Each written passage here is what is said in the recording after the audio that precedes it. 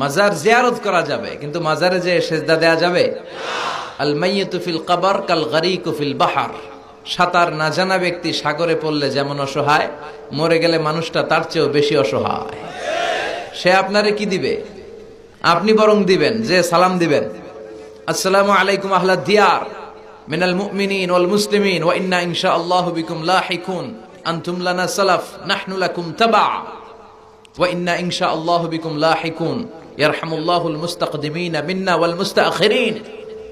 এই দোয়াগুলো পড়বেন, তার জন্য ফাতিহা পাঠ করবেন, দোয়া করবেন। তার কবরের আযাবকে মাফ করে দিবে কে? তো আপনার দোয়ায় ওর কবরের আযাব মাফ হয়, ও আপনারে কি করবে? এগুলো না বুঝে লোকজন মাজারে যে লাল শালু দেয়, আগরবাতি দেয়, মোমবাতি দেয়, ছাগল দেয়, গরু দেয়, টাকা দেয়, পয়সা দেয়, আছে না নাই? সন্তান হয় না, সন্তানের জন্য যায়। মেয়ে আছে, ছেলে হয় না, এরকম আছে না নাই? মাজারে গেলে সন্তান পাওয়া যায়, মাজারে না গেলে সন্তান পাওয়া যায় না। সন্তান দেয় কে? মাজারে না গেলে যদি সন্তান না হতো, ছাগলের যে বাচ্চা হয়, ছাগল কোন মাজারে যায়? গরুর যে বাচ্চা হয়, গরু কোন মাজারে মানত করে? আকল খাটালেই বোঝা যায়। চিল্লা এখন ঠিক কিনা? এজন্য মাজার কেন্দ্রিক ভণ্ডামিকে কোনোভাবেই প্রশ্রয় দেয়া যাবে। আমরা একজনকে সেজদা করি, চিল্লায় বলেন তো তিনি কে? এটার নাম তাওহীদ। এটার নাম কি? তাওহীদেরই মুর্শিদ আমার মুহাম্মাদের নাম বলো, মুহাম্মাদের নাম, আল্লাহর নাম জপলে বুঝতে পারি। আল্লাহরই কালাম বলো, মুহাম্মাদের নাম, ওই নামেরই রশি ধরে যাই আল্লাহর পথে, ওই নামেরই ভেলায় চড়ে ভাসি নূরের স্রোতে,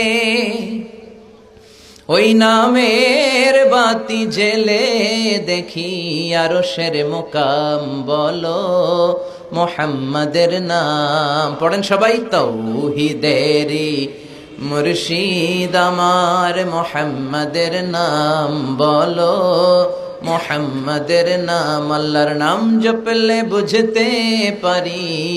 আল্লাহরই কালাম বলো, মুহাম্মাদের নাম। সুবহানাল্লাহ পড়েন। এটার নাম তাওহীদ।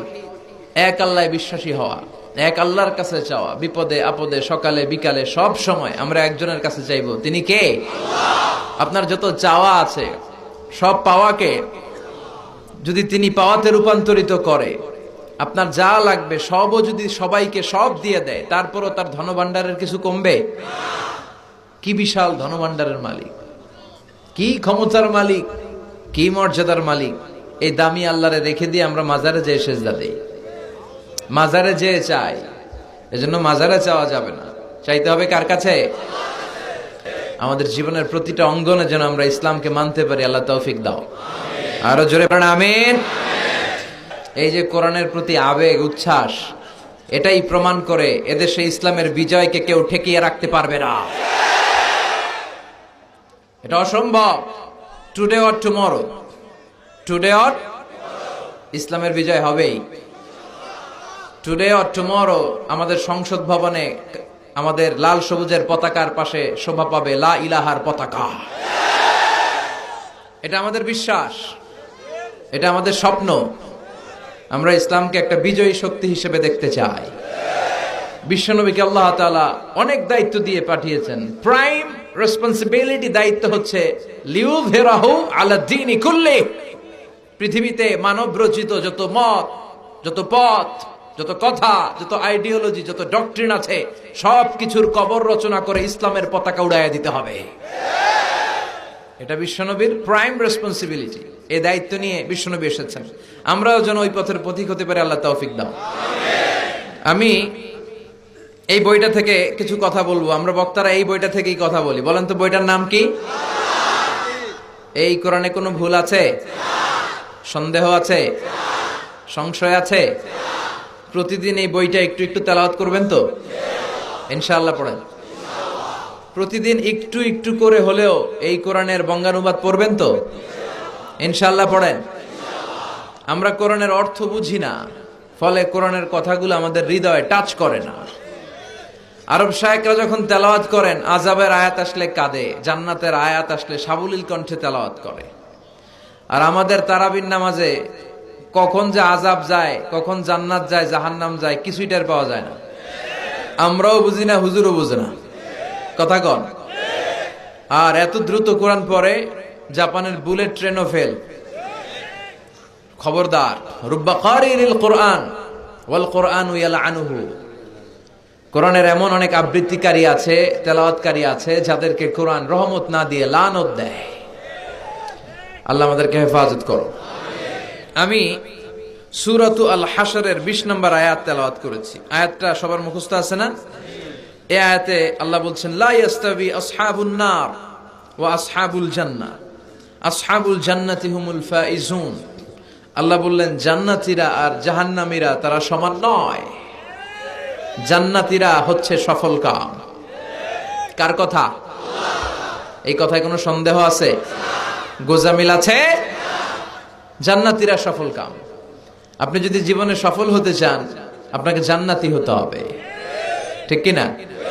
কারণ জান্নাত এমন জায়গা যেখানে কোনো কষ্ট নাই, যেখানে কোনো দুঃখ নাই, যেখানে আছে খালি আরাম আর আরাম। আর জাহান্নামে আছে খালি ব্যারাম আর ব্যারাম, দুঃখ, কষ্ট, ধোঁয়া, আগুন, শাস্তি, পানিশমেন্ট, ঘৃণা, ঠিক কিনা? এখন দ্য ডিসিশন ইজ ইয়ার্স, সিদ্ধান্ত আপনার। আপনি কই যাবেন? জান্নাতে না জাহান্নামে? চিল্লায় বলেন, কোথায় যাবেন? মালিক তুমি জান্নাতে, তোমার পাশে আমায় একটি ঘর বানিয়ে দিও, একটি ঘর বানিয়ে দিও সে বিভীষিকাময় মহাদিনে, তোমার প্রতিবেশী করে নিও। মালিক তুমি জান্নাতে, তোমার পাশে আমায় একটি ঘর বানিয়ে দিও, একটি ঘর বানিয়ে দিও। পড়েন আমিন। আমরা এত কিছু চাই না, আমরা চাই জান্নাতের এক কোনায় ছোট্ট একটা ঘর থাকবে, যেই ঘরের থেকে আমরা আমার রবরে দেখতে পাবো। এটাই আমাদের স্বপ্ন, এটাই আমাদের আকাঙ্ক্ষা। আর এইটা যদি হয়, আর কিছু লাগে? ইসলামের পক্ষে কথা বলছেন যারা, লেখা আছে। আর ইসলামের বাস দিয়েছেন যারা, ওইটাও লেখা আছে। যা যা করেছেন জীবনে, সব কিভাবে কাটিয়েছেন, সম্পদ কোথায় ব্যয় করেছেন, কোন পন্থায় উপার্জন করেছেন, হালাল পন্থায় না টেবিলের নিচ দিয়ে ঘুষ নিয়েছেন, সব লেখা আছে না নাই? দেশের টাকা পাচার করে পেট বড় করা হয়েছে, দেশের 12টা বাজানো হয়েছে, সব লেখা আছে, ঠিক কিনা? সেদিন আল্লাহর সুপ্রিম কোর্টের কাঠগড়ায় পাই টু পাই হিসাব নিয়ে ছাড়বে কে? এজন্য কেউ যেটা দেখে না, দেখে কে?